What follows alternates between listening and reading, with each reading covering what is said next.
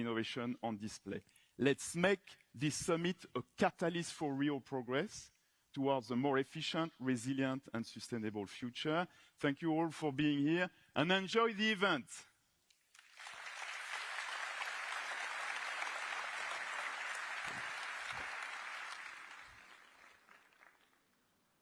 Please welcome CNBC brand studio moderator, Emma Crosby.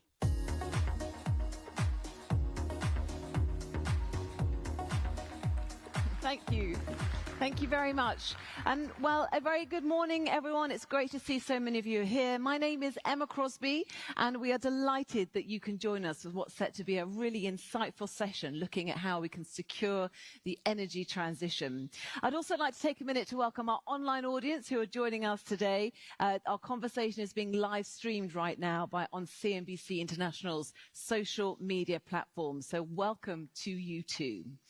So, as we just heard, the energy transition is accelerating, but it's also becoming far more complex. We see that global policies are shifting, energy security and also pricing remains really, really challenging.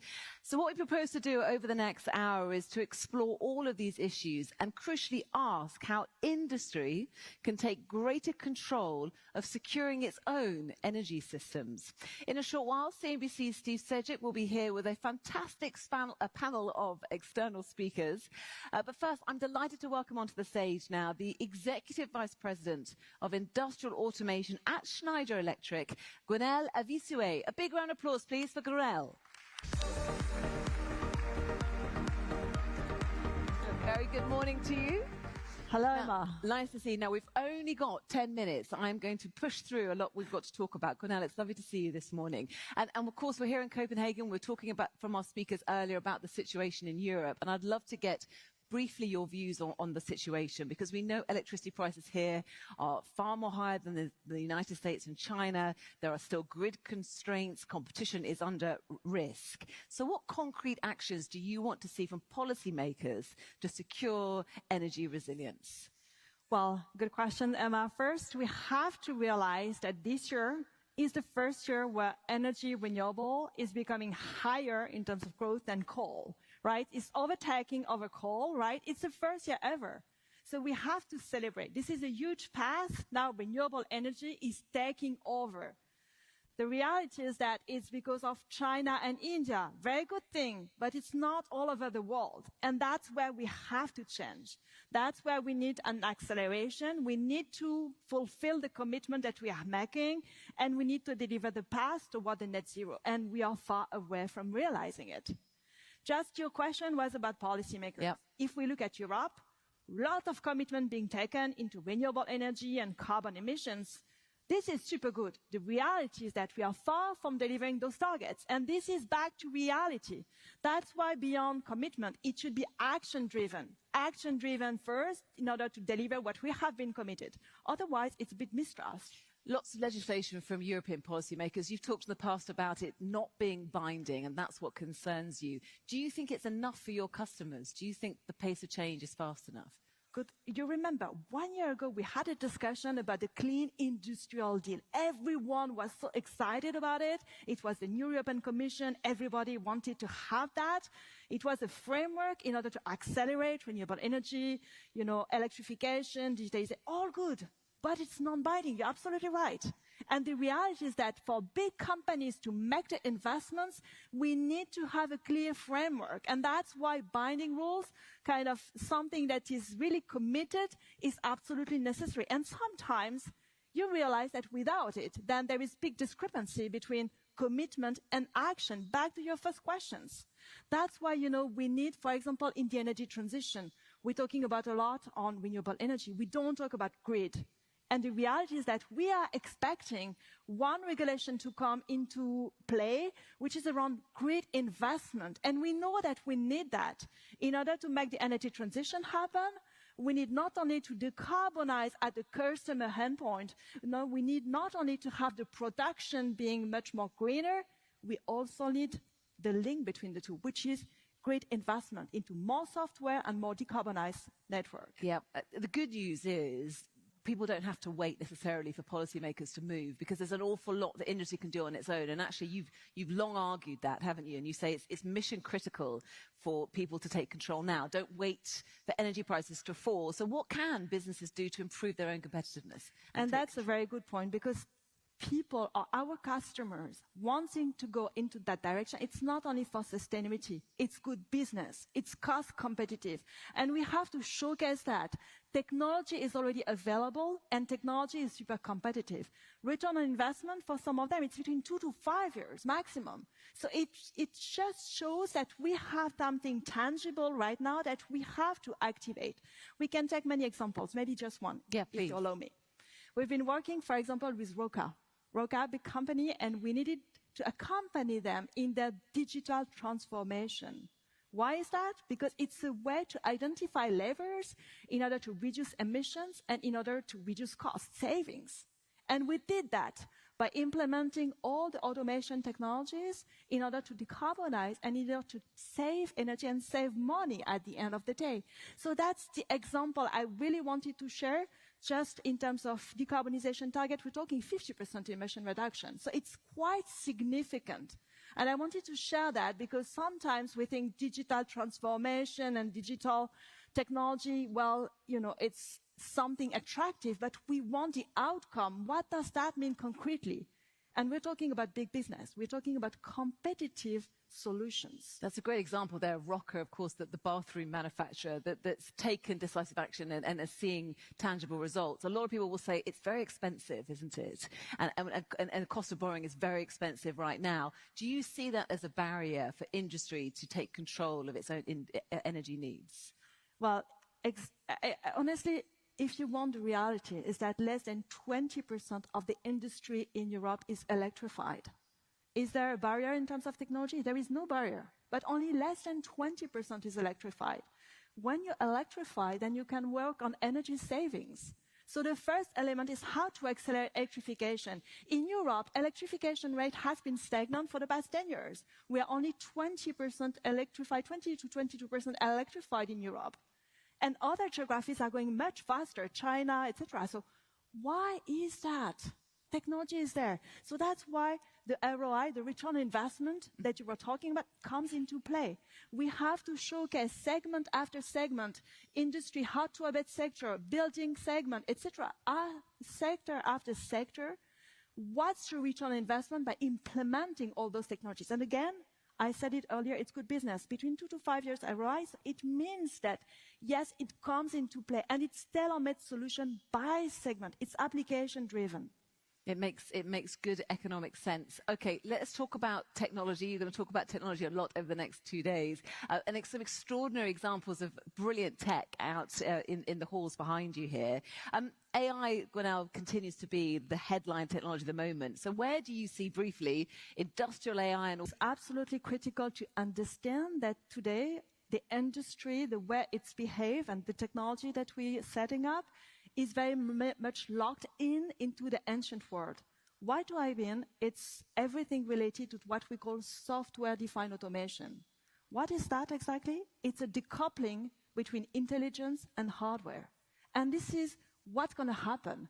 This is absolutely critical because then you can do upgrades very rapidly because you can scale it extremely rapidly. So it's speed, it's economies of scale, it's very good performance. So all in all, this is the future, what we call software-defined automation. You have to realize that this is a breakthrough. It's a huge transformation of the model of the industry. That's really something that is ahead of us and that we have to really pave the way. It's a complete, again, evolution from what we know today. And creating an open system, a lot of people will say, well, how do you protect that? I mean, so what is your answer when people raise the issue of cyber? And that's a very good question because in Schneider, we have been leading the way on that domain to be open software-defined automation, meaning open to every kind of hardware. And this is important because your customers, on many different types, you can have different hardwares, and we don't need to change everything. We need to provide you with the best intelligent system that will help you on performance, on operating performance, reduction of downtime, etc., whatever the hardware is. This is open software-defined automation, and that's where we really wanted to take the lead on that direction. Yeah, you're very much best in class, aren't you, when it comes to that? Okay, so we have got literally a minute and a half left before our panel join us on the stage. There's a lot of information to consume over the next 2 days, Gwenaël. So what would you like people to be thinking about? What, if there was one or two things to really have on the top of their mind as we head into the summit? I would say two things. The first is technology exists. Don't believe that it's futuristic. Technology already exists. It's a matter of deployment. And second, it's not one country against another one. We talk a lot about geopolitics. At the end of the day, it's business sense, common sense. Sustainability, competitiveness, it goes hand in hand all together. Okay, Gwenaël, that was very succinct. Thank you very much. And you are going to come back onto the stage plenty of times throughout the course of our summit. So thank you very much. A round of applause, please, for Gwenaël. Thank you, Emma. Stay with you. So briefly, CNBC's, I'll stay with you 1 second. Steve Sedgwick from CNBC is going to be joining us in just a few minutes' time with his esteemed panel. But first, here's a brief video for you to set the scene. Take a look at this. The world is in the midst of the greatest energy transformation in more than a century. As the world's electricity demand continues to grow, renewable energy now accounts for nearly a third of global supply, with 90% of global economic output tied to net zero pledges. But transforming power systems at scale raises urgent questions of reliability and security. While some nations continue to rely on international trade for their power supply, others are doubling down on domestic production. This notion that you're going to have an energy transition that was going to unfold, it's not going to happen. One of the reasons is the return of energy security. Another is the growth of electricity demand for data centers. And another is just the scale of change. Today is a $115 trillion world economy. You don't change it overnight. Private enterprise is also ramping up production and storage. Now, we did hear from some of big tech. Amazon said, quote, accelerating nuclear energy development will be critical to strengthening our nation's security, meeting future energy demands, and addressing climate change, with Google adding, quote, nuclear power will be pivotal in building a reliable, secure, and sustainable energy future. Technological advancement is also helping. Smarter grids, electrification, and digital innovation are making energy systems more efficient and secure. But supply chains remain the bottleneck. China today refines more than 60% of the world's lithium and cobalt, minerals essential to clean energy technologies. There has been this globalization that has driven so much manufacturing overseas. And when China decided that they would not be providing rare earths or these magnets to the United States and our trading partners, that sent a shockwave through the system. Despite a volatile global economy and geopolitics, the clean energy race continues to accelerate. In this session, we'll explore how we can secure energy resilience while staying the course towards a sustainable energy future. The stakes are high, the timeline urgent, and the path forward is anything but simple. Welcome to CNBC's IoT Powering the Digital Economy debate, as we focus on securing the transition. Ladies and gentlemen, thank you very much indeed. You know, it's always good to be here in the morning. You get a full house rather than that 4:30 slot on a Thursday evening when you've all got deals to do. And I said, look, lovely to see you all. I've been to many of these innovation summits, and they are always, I mean this, a privilege. I always learn something. I hope you will learn something today. Brilliant conversation between Gwen and Emma, and I think the scene setter really has set us up for a very strong debate. Look, if I ask all of you, how many of you are there? About 2,500 here. So if I ask all of you what is the key to securing the energy transition, I'm sure I would get a whole, I don't know, we're in Scandinavia, a smorgasbord. Actually, it's wrong Scandinavia, isn't it? That's Sweden. The Danish is det stora koldbordet. But anyway, would get that of answers. But actually, there is no one answer. We know that as well. It's a whole panoply of things as well. The risks out there, the questions that we need answering about infrastructure and technology, about finance and economic barriers, about policy and regulation, about political resistance, fossil fuels and the transition there, social and equity concerns, knowledge and skills gaps, global coordination. A lot of you would probably say we need to sort out the US administration. Let's be brutally honest about it. It is a challenge for many as well. But we have got a brilliant panel here as well. I'm going to take up very little time. I'm hoping, and I've primed them to all speak amongst themselves and really drive this a dynamic debate. For all of you over there, I will have my back turned to you, but I am talking to you as well. I assure you as well. I don't want to be negative about this. I want to be stunningly positive. And I think we are transitioning. And in many ways, it's going incredibly well. And the role of AI I can assure you, has already come up extensively in this brilliant panel's pre-match conversation as well. So I'm hoping this is going to be a glass half full conversation as well as concerns. Let me just tell you who the panel is as well. I'm not going to do massive introductions. You can look them all up as well. Lars Meyer is the CEO of NeXtWind as well, who are doing some just brilliant work on repurposing some of the older wind infrastructure, but not just about wind. He wants to talk about finance as well, and the key there. Marie Münster, lovely to see you. She is the Professor of Energy Systems Analysis at the Technical University of Denmark, but also a member of the Danish Council on Climate Change as well. Some really fascinating points you want to make as well, and I know we'll get to that as well. Lord Adair Turner is a man who I've spoken to many, many times over the years. He's worn many hats, but he's also the chair of the Energy Transitions Commission as well. And I should have introduced before that Karl Havard, who I've had the honor of getting to know quite recently on Squawkbox, my show in the mornings as well. He's the Chief Commercial Officer of Nscale, and of course, they are all about AI, and you'll have seen some incredible headlines and deals that they've been striking recently, and about where they see the best opportunities are. I'm going to start off with a very open question, and I'm going to go down the line and just ask you, where are we with the energy transition from your point of view? Are we in a good place? Are we in a bad place? What are the biggest risks? I'll just start off with you, Lars, and I'll work my way down to Adair at the end, and then we'll get into some very specifics. Lars. Okay, thank you so much, Steve, for the introduction. I'm actually going to pick one of the things that are needed to make the energy transition work, and there are many more, and I'm sure we're going to have a very sort of in-depth conversation about many topics, but I'll pick the first one, and that's capital. So if you look at the energy transition, it's an incredibly capital-intensive endeavor. So, if I look at the statistics in 2024, we raised and invested $2 trillion in the energy transition across the different verticals, renewable energy being one of them, and it's the one that I'm most familiar with. And also where we need to get to, probably at least by the end of the decade, is $4 trillion per year of investment. So for me, there is still some way to go. I mean, that's true, but $2 trillion is already an enormous investment. And what I think is quite encouraging is that the global institutional investors, and it includes debt and equity providers, have really understood how to invest in the energy transition.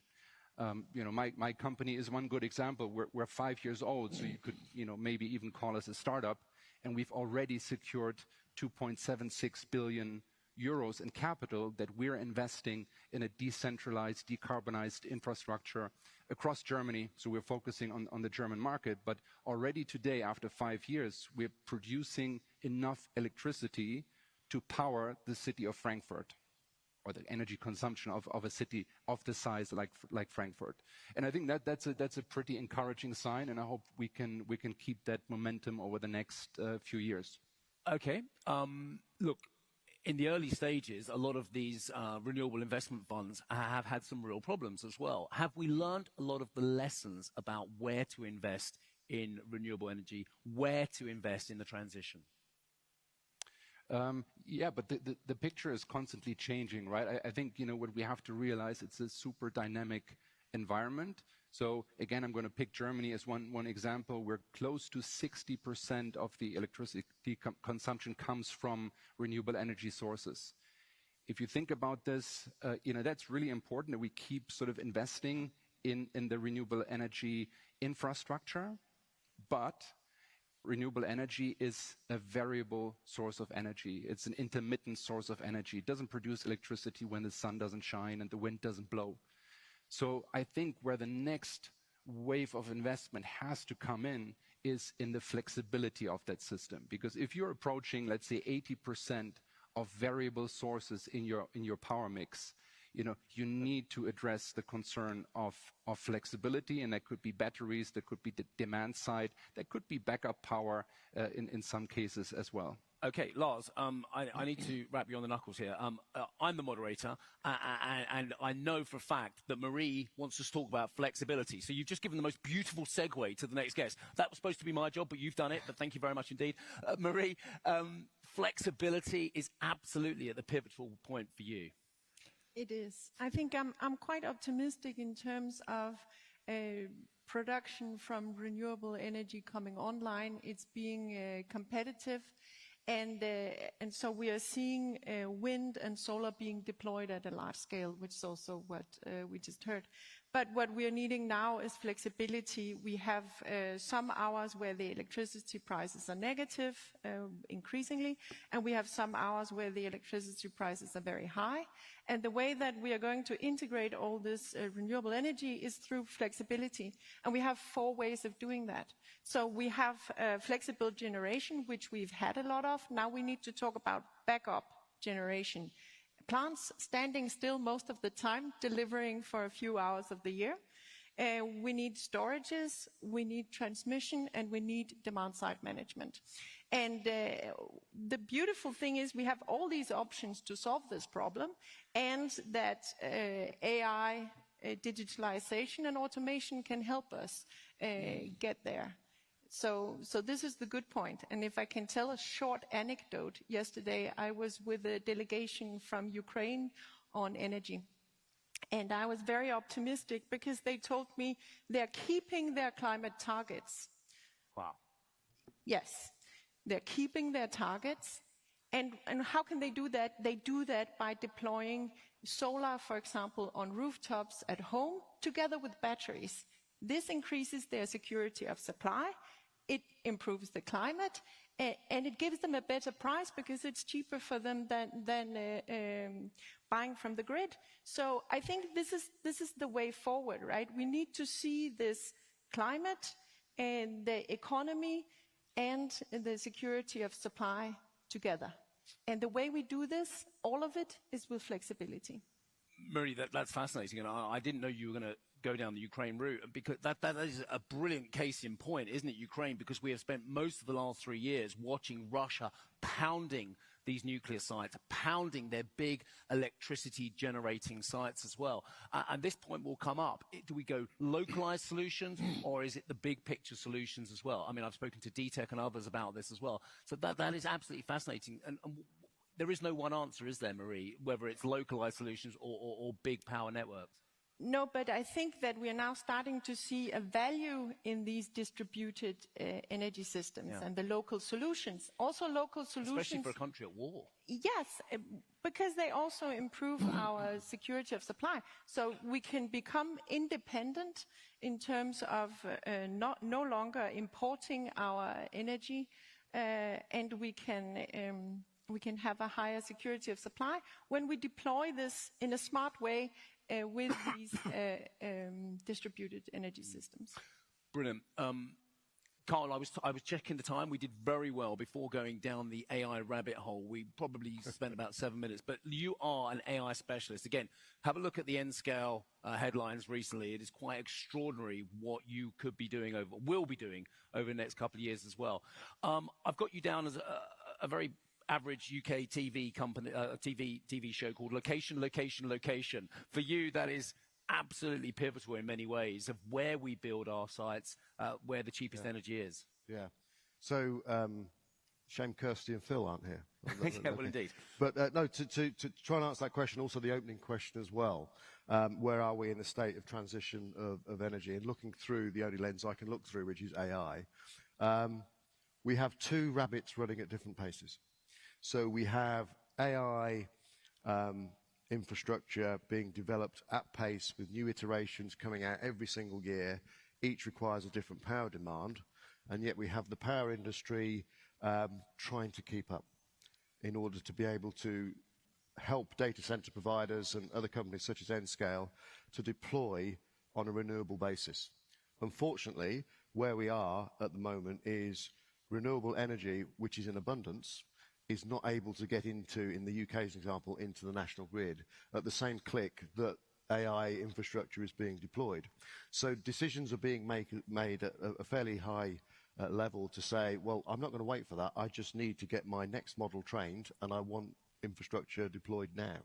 So that puts companies like us and also the big cloud providers in a position where if we can find renewable energy, great. If not, what else can we do?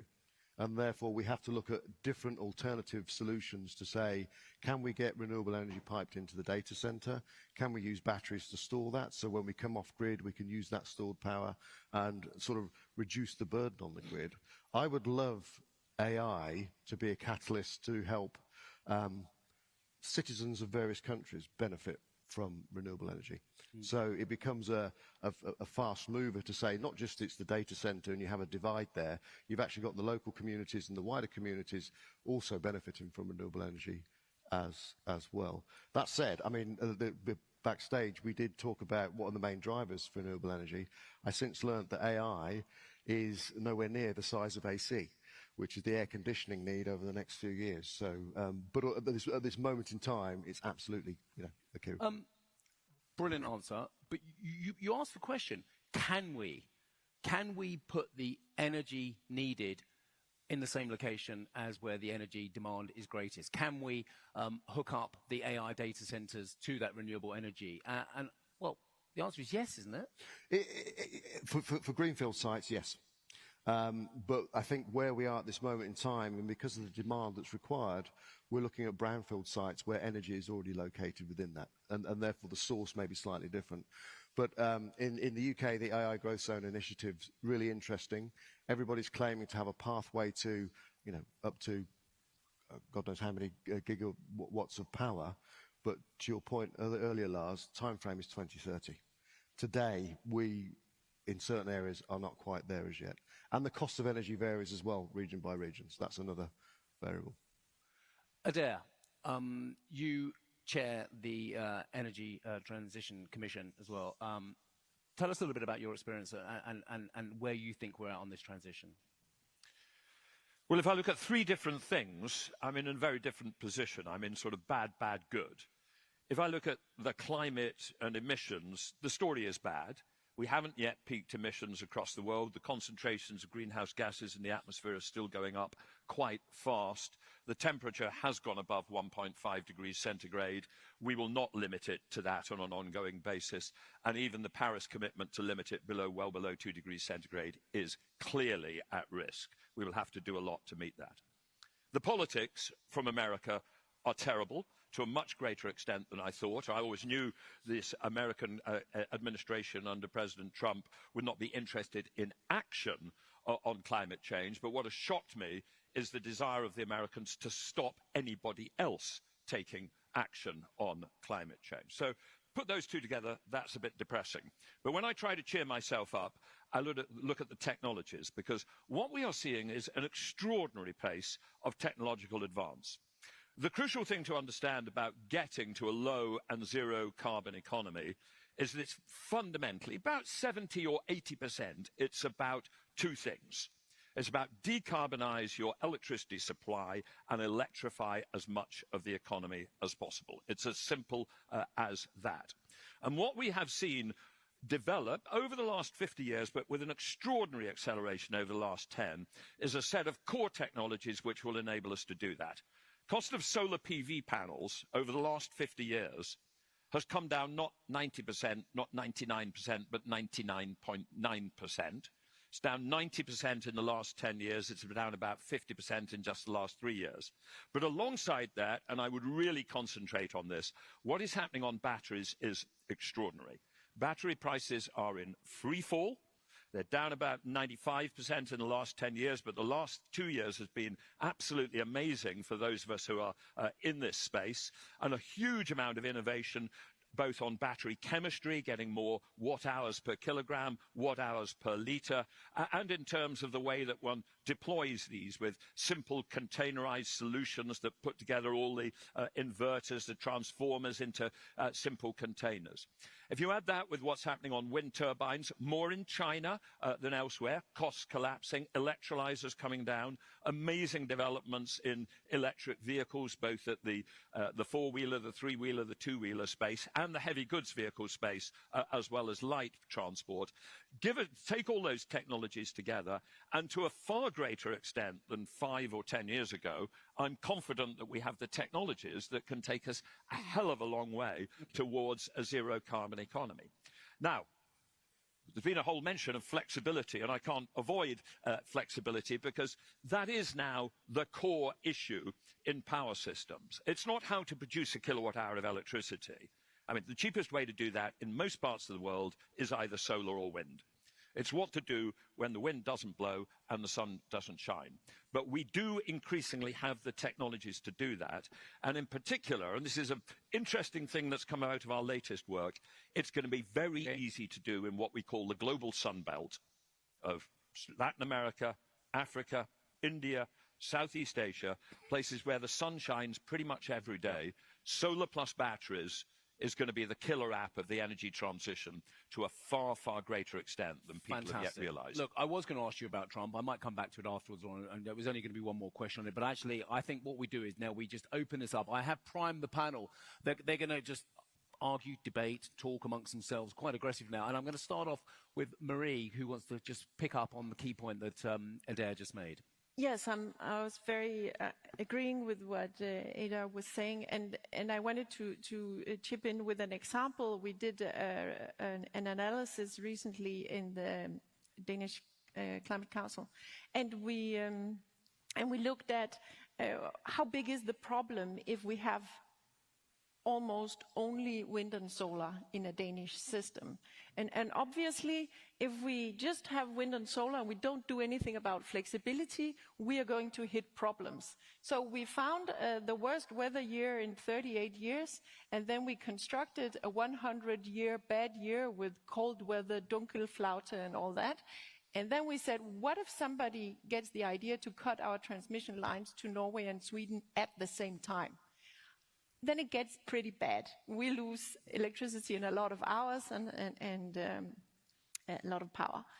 So, but the good news is that with investments, it would cost us less than half a euro cent per kilowatt hour to fix this problem. So the solutions are there. The question is, do we have the regulatory and framework and the incentives for companies to invest in this? Are the markets ready? Do we see finance go towards these batteries, the required infrastructure, the solutions needed to incentivize demand-side management? So just something that came up before we came on stage. The money being spent on the pure wind farms, on the pure solar, or on the actual renewables themselves is fantastic. We're not necessarily as worried about that. But it's still the same problem about building not only flexibility into those sources, but resilience into those sources, and the ability to transmit and store when and where it's needed. Lars, you want to come in? Yeah, no, absolutely. I mean, it's critical, I think, to take that system view now, right, to optimize and look at the entire system. I wanted to pick up sort of 2 points that came up earlier. One was Ukraine, and the other one was AI. And I think it highlights one really important aspect of the energy transition, which is about time to market, i.e. how fast can you scale a certain technology to address a need. So take Ukraine, you know, a lot of the energy infrastructure was taken out, you know, through sort of the war. So they have to rebuild quickly, right? They don't have 10 years to develop a new nuclear plant or, you know, other types of centralized infrastructure. And the same for AI. AI, the need, energy need from AI is going to double between now and 2030. So you don't have, you have to look at the next 5 years. I mean, in energy transition and in climate science, we tend to look sort of at very long horizons. What the point that I want to make is if you look at a shorter time frame, i.e. 5 years, 3 years, the only option that scales quickly enough is renewable energy, right? Because we, for instance, we can get from, you know, an existing wind park to repower it, to get the new permits in place, 2 to 3 years. And that includes development and construction. If you look at anything else that's centralized sort of infrastructure, it takes, I don't know, 5 years plus at least, probably 10 years plus. And I think that's a really important element of this. And, you know, if you then combine that with flexibility at the system level, I think we will be creating a certain reality over the next 5 years that will then drive the next step. Great. Karl and then Adair. So, if I may, I'd like to talk about the regulation and add the element of sovereignty, which obviously it's a wide term. But what's happening in the AI space, in the cloud space, is we saw earlier this week, actually, a whole bunch of websites go down because US East, one of AWS, was struggling. We saw a few weeks ago a cable being cut in the Middle East, which brought Microsoft down in the Middle East. So the need to deploy artificial intelligence infrastructure is now being looked at from a point of view where we need to take control of our own area of AI, if that makes sense, which then has a bearing on the energy regulation for that region. So example would be UK, a separate island, you know, could an AI infrastructure be deployed upon, in the island of the UK where everything in that stack is sovereign? So energy, network, water, land, AI infrastructure, deployment, orchestration software on top, etc., etc. If that's the way we're currently being focused as a planet, because of some of the stuff that's going on in the US as well, then what bearing does that have on in the energy sector? Does that mean we all have to, rather than EU regulation or more global regulation on energy, does it encourage us to be more insular and look at our own individual energy sources to be self-sufficient in that area? So, Marie, hold the thought. Adair, you want to come in, and then I'll come back to Marie. Yeah. Well, actually, go ahead, go on. Adair's ceded to you. Okay. I just wondered on this issue of flexibility, and it does make a link to the digital economy and perhaps AI.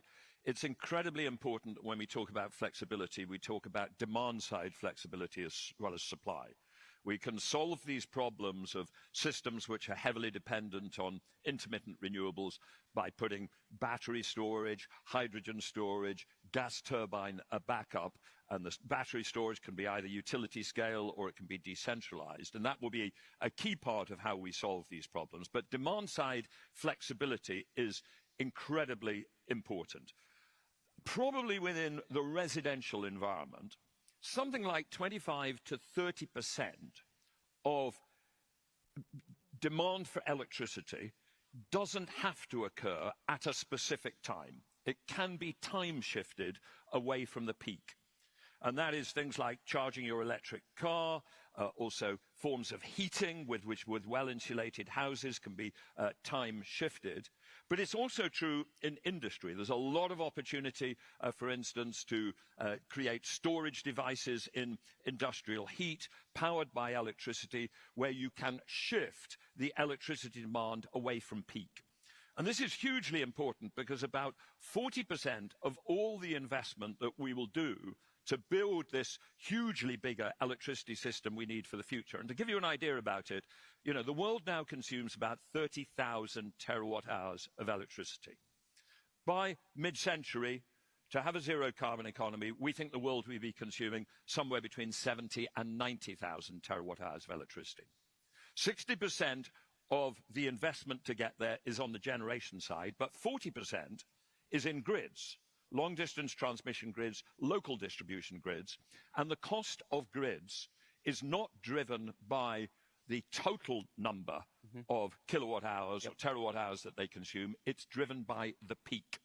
So anything that enables us to move demand away from the peak is powerful. And this is where a set of digital capabilities, and in some cases they are AI capabilities. We've begun to use AI in a term now where we used to just refer to software, but you know, there has a true AI element within it. But the sort of things that Schneider Electric has been doing for years and years, which enable you to manage a system in a more efficient fashion, these are hugely important. There is a huge cost-effective opportunity in the demand-side management of our electricity demand to make sure that we're not just focusing it on peak hours and therefore peak cost in the grid system. Brilliant. Marie, sorry. Right, it's some different comments. I think that in terms of being insular, there's no doubt that to the degree we can trade energy over borders, then we can make the system cheaper. So the more we can benefit from each other's strengths in terms of which resources we have, and the fact that the wind doesn't blow at the same time at the same place, stuff like that really helps. So there needs to be a balance. This is the cheapest way to go forward. Transmission does make a huge difference, and I know that Ukraine is also very happy with the connection to Europe. Sure. So it all plays together. There was one point on the air condition. I think that it's true that electrification is going to solve so much, but we must never forget efficiency. Efficiency first, then electrification, and then all the other solutions we need. Look, we've touched on the surface of so many issues already. I hope you agree. But I just want to go back to AI. I'm very aware that a lot of you are here at the invitation of Schneider Electric. In fact, you're all here at the invitation of Schneider Electric. And it is such an important growth driver. But I just want to ask a very simple question. Is AI demand for energy the supervillain rather than the superhero at the moment as well?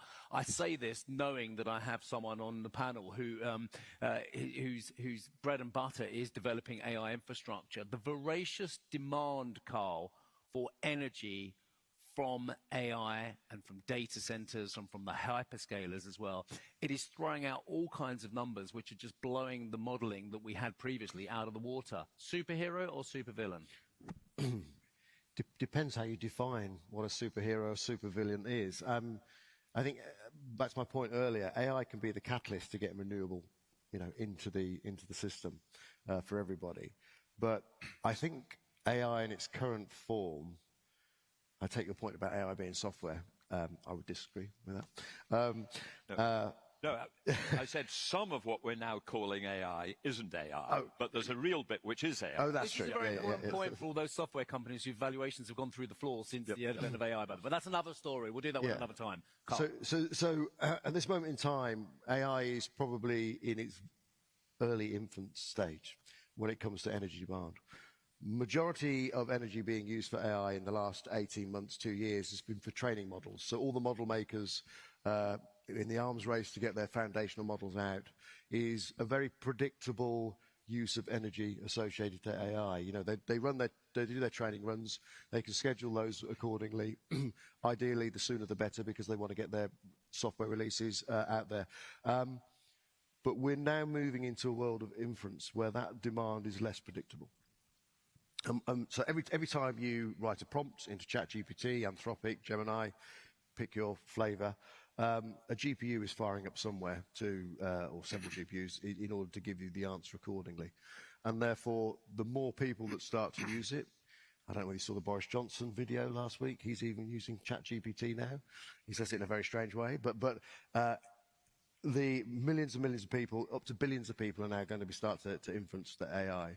And because that is an unpredictable demand, depending on the events of what's happening around the world, or, university, graduation time, exams, all those sorts of things, then that's where it becomes a little bit of I don't want to use the term villain, but it becomes a little bit of an unknown. So sorry, I'm the layman here. Can you tell? Is the data training, the training or the inference, two different parts of the equation, which of those are most flexible? So the training is the most flexible because we're under the control of training. I want to do a training run, but I'll schedule it for tomorrow, and it will run for how many weeks accordingly, depending on what infrastructure you capacity. Is that you have. happening in practice rather than in theory, though? That's the need for all this AI infrastructure. So that answers one of Marie's questions, that the training is taking place when the energy is most abundant and cheapest. Yes. Good. Yeah. Good. Yeah. Which is why we locate in a lot of our data centers in Norway. Right. Because of the 100% renewable energy, but it's also really low cost as well. And hence OpenAI, want to work with us up there too. But when the inferencing comes in, and enterprise businesses haven't really adapted or adopted AI as yet.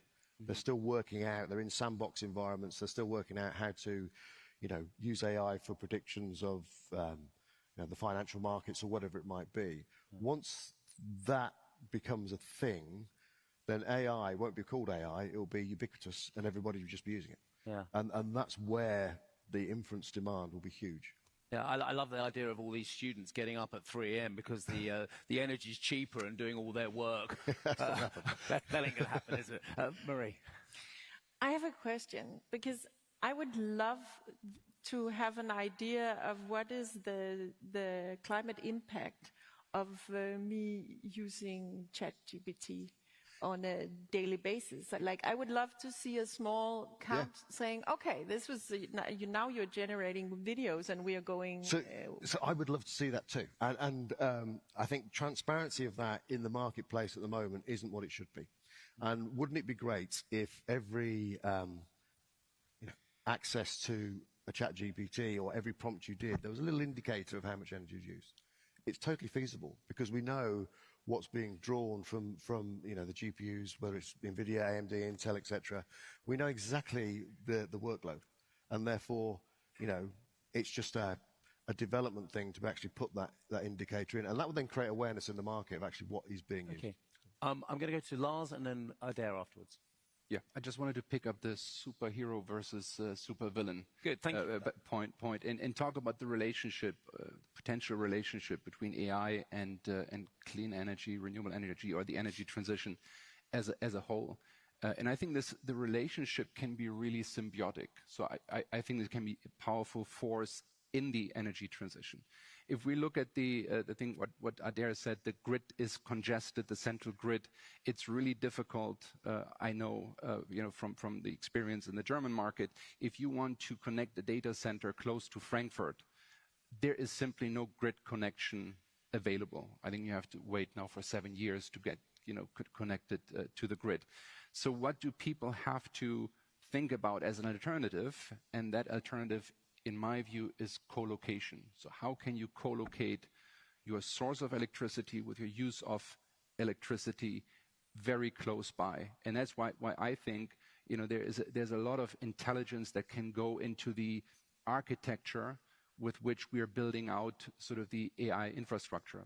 So what we're thinking about is if we have these wind parks, wind sites, and we would co-locate solar PV and batteries in the same sort of area to have an energy hub, right? Not just a like wind park, but an energy hub that is providing electricity. And you can then co-locate the data center or the other way around.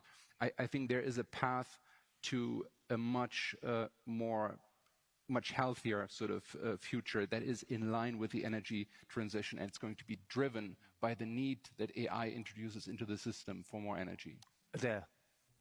Well, obviously, AI is going to do good things, but it's also going to be challenging for the energy transition. The good things are the capabilities that it enables us to do to manage demand-side flexibility, to manage grids in a more efficient fashion. There's all sorts of what are called innovative grid technologies, grid inertia management, dynamic line rating, which enable us to squeeze more out of the existing capacity of grids, which will become more effective with AI. On the flip side, it is going to drive a big increase in demand. And all of us who are involved in the energy transition are trying to work out how big that is. And I want to say two things about the increase in demand from AI. First, it's big, but it's not as big as the overall growth. It's not all that big relative to the overall growth in electricity that's going to occur. So when I look at the forecast, and we look continually at forecasts, we can see maybe 1,000 terawatt hours, 2,000. Some people say 4,000 or 5,000 terawatt hours for AI by 2050. But just remember the figures I gave you earlier. We are going to take global electricity from 30,000 terawatt hours to 70 or 90, even if there wasn't AI. And the growth of air conditioning is going to be a bigger driver of electricity demand across the world than everything in AI. So that's point one. The other point, but it's still very important because it's coming fast, it's coming in particular locations, so place it in context, but it's still big. The other thing is it's very unpredictable, right? There are forecasts of 1,000 terawatt hours, there are forecasts of 5,000 terawatt hours. Why is it so unpredictable? Well, because the demand is flops times watts. Flops is the measure of how much activity these AI machines, both in training and inference, are going to do, and that's going to go through the roof. But then you've got to work out how many watts per flop you need. What is your energy efficiency with which you can do those operations? And there I have seen a forecast from a very well-respected organization, which between 24 and 2045, multiplied by 10 times its estimate of the number of flops in training and inference in 5 or 10 years' time, and divided by 10 the watts per flop to end up with exactly the same level of demand that it had the year before. And what we're looking at is extraordinary potential opportunities for efficiency improvement. If I can just illustrate one element of that. Can I say it? Very briefly.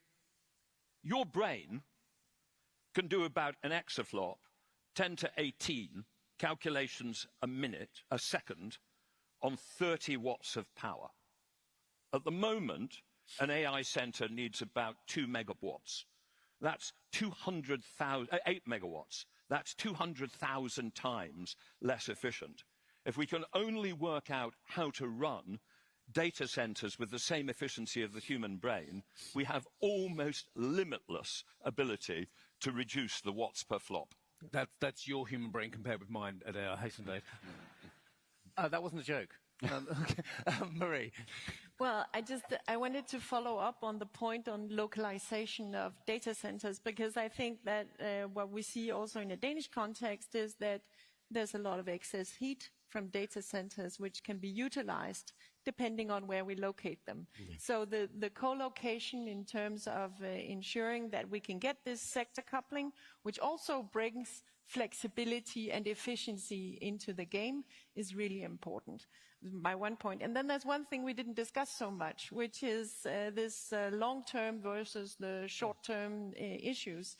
And I just need to say that, of course, we need to continue on the long-term goals, and we cannot double down at this stage and on our ambitions. So we need an ambitious long-term goal for the climate in EU in order to make sure that we don't stay in the problem we have today, where we are dependent on others and we have high costs. So we need to move, and in that way we need to balance this and make sure that we achieve our high climate goals. I'm very aware we're drawing to an end now, and I think rightly we've concentrated on, I think we've concentrated on the right issues, and AI has been a very large part of that. But Marie brought up the absolutely pivotal issue about the long term.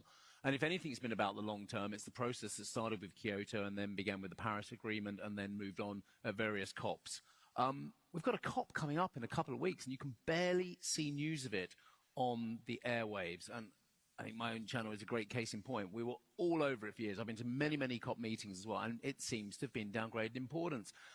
Do we have a problem with global coordination? I'll start off and go ask all of you on this one as well, and just keep your answers very brief. Adair, you talk about the need for interdependence on a global basis. Marie talks about the need for longer-term thinking. Have we gone off the rails on long-term, joined-up thinking on basically securing the transition?